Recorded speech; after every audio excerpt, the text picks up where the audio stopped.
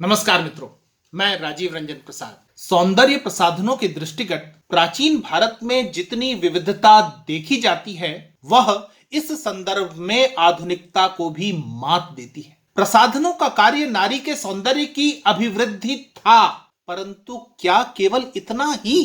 क्या इन प्रसाधनों में कतिपय प्रकार के विष प्रयोगों से मूर्छित करने, यहां तक कि शत्रु को मृत्यु देने का कार्य भी लिया जाता था? भारत से इतर की सभ्यताओं में देखें तो रोमन साम्राज्य में शत्रु को मारने का सबसे बड़ा हथियार उसे छल से या बल से जहर देना था। मध्यकालीन यूरोप ने आर्सेनिक का प्रयोग बहुतायत में किया क्योंकि यह गंधहीन और पारदर्शी था। आइए जानने का प्रयास करते हैं कि प्राचीन भारत में शत्रु हत्या के लिए विष किस तरह प्रयोग में लाया जाता था, वह भी सौंदर्य प्रसाधनों को उसका माध्यम बनाकर।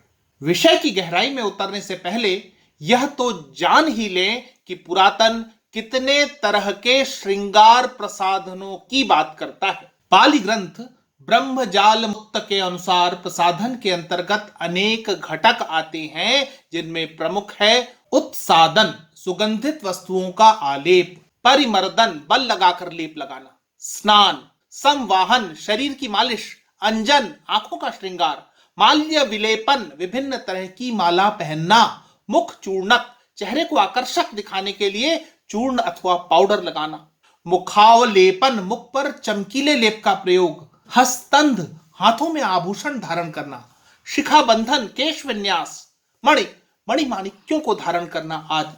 आचार्य सुश्रुत कहते हैं विभिन्न प्रकार के सुगंध, केशरंजन, माला, फूल, सुगंधित द्रव्य, सुगंधित तेल, अंजन, अनुलेपन, आलक्तक आदि वस्तुओं का प्रसाधन के रूप में प्रयोग किया जाता है।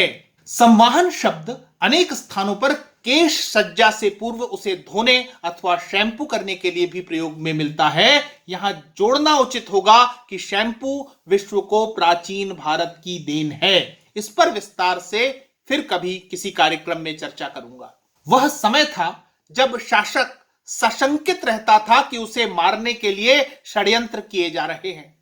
चाणक्य के अर्थशास्त्र में उल्लेख ऐसे प्राप्त होते हैं जहां बिना युद्ध किसी शासक पर विजय पाने के लिए उसकी हत्या के षड्यंत्र रचे जाते थे। अनेक बार इसके लिए विष कन्याओं का प्रयोग भी होता था। क्या विष कन्याएं केवल वही थीं जिनके शरीर में धीरे धीरे निश्चित मात्रा का विष प्रवेश कराया जाता था, अथवा वे रूपवती युवतियां भी विष कन्याओं की श्रेणी में आती थीं जो अपने सौंदर्य प्रसाधनों में विष का प्रयोग इस तरह करती थीं कि लक्षित शत्रु संपर्क में आते ही समाप्त हो जाए। वात्स्यायन का कामसूत्र इस संबंध में रुचिकर जानकारी प्रदान करता है, जिसके अनुसार शयनीय शिरोभागे नयस्तकूर्चे शुचिशुभे कृतेष्ठ देवता योगो यायाच्छयन्मात्मवान वेदिका च तत्र रात्रि शेषमनुलेपनम माल्यम सिक्त करंड सौगंधिक पुटिका मातुलुंगस्त्वचा तांबूलनि च स्युः। अर्थात प्रसाधन द्रव्यों में विष का प्रयोग अनेक प्रकार से होता था, जैसे उत्सादन, उबटन, परिषेक स्नान के पानी में, अनुलेपन चंदन आदि के तेल में, माला में, वस्त्रों में, शैया में, आभूषणों में, जूतों में, आसनों में, अंजन, नस्य और धूमवर्तियों आदि में शत्रु विष का उपयोग करते हैं, इसलिए ठीक प्रकार से इनका प्रयोग किया जाना चाहिए। चाणक्य का अर्थशास्त्र इस संबंध में स्पष्ट है। अध्याय पर घात प्रयोग में वे लिखते हैं वत्सनाभ, हालाहल आदि जो भयंकर विष हैं वह उन वस्त्रों में छिड़क दिए जाएं जिनको शत्रु धारण करने वाला है। इस कार्य के लिए स्त्री का उपयोग किया जाना चाहिए।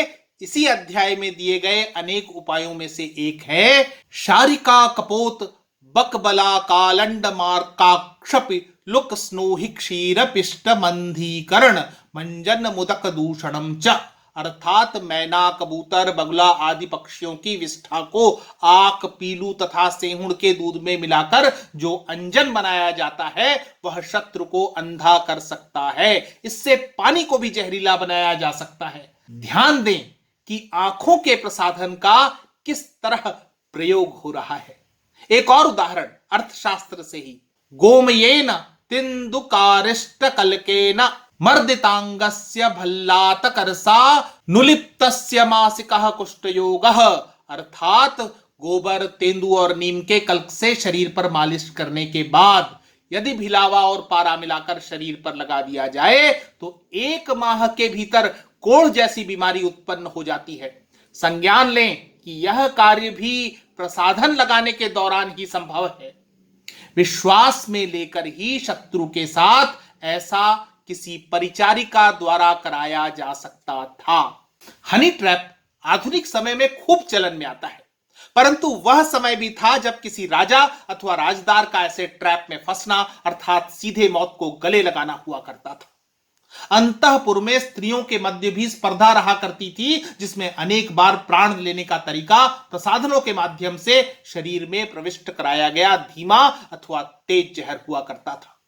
रानियों, राजकुमारियों का श्रृंगार करने वाली स्त्रियां सैरंध्री कहलाती थीं तथा जांच परख कर केवल विश्वास पात्र ही अंतःपुर में अपनी जगह बना पाती।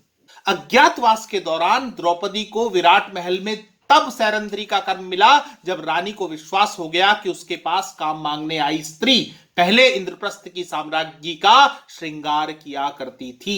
द्रौपदी ने विराट नगरी में रानी से कहा था, युधिष्ठिरस्य गेहे वै द्रौपद्याः परिचारिका, अर्थात मैं युधिष्ठिर के घर में द्रौपदी की परिचारिका बनकर रही हूं। सैरंध्री के स्थान पर कामसूत्र, कादंबरी, कुट्ट नीमतम आदि ग्रंथों में तांबूल करंगक वहिनी शब्द का प्रयोग भी मिलता है। ये निजी परिचारिकाएं होती थीं।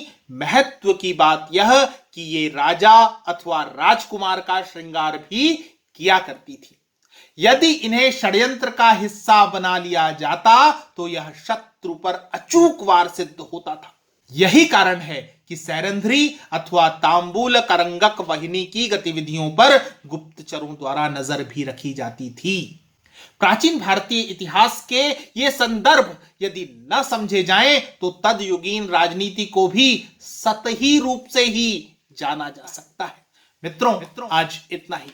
फिर मिलता हूं ऐसी ही किसी कहानी के साथ। अगर आपको मेरा ये चैनल पसंद आ रहा है तो कृपया इसे सब्सक्राइब करें। आप इस कहानी को लाइक या शेयर भी कर सकते हैं। नमस्कार।